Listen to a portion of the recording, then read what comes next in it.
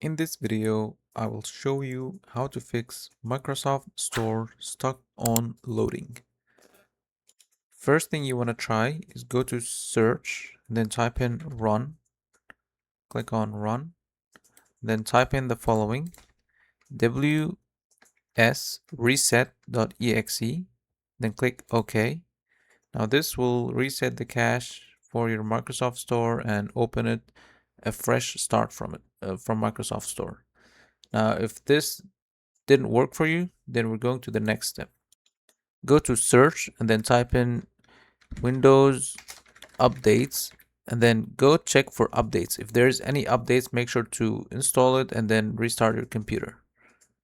Just click check for updates and then make sure to check for any updates and then update to the latest version.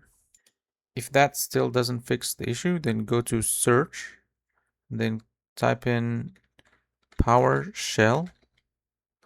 Now right click here on Windows PowerShell, run as administrator. Yes.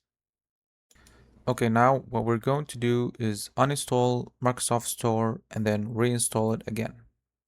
So you want to type in this command for uninstalling Microsoft Store.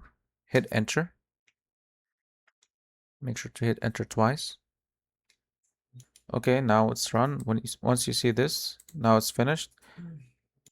Now we're going to type in this command to reinstall Microsoft Store. So this will install a fresh version of Microsoft Store. So make sure to hit enter again. If you hit enter, just hit enter twice. Now once the command finished running, you can go ahead and close this window and then go ahead and open Microsoft Store, and this should solve the problem for you. So here, Microsoft Store. Okay, and then hit enter.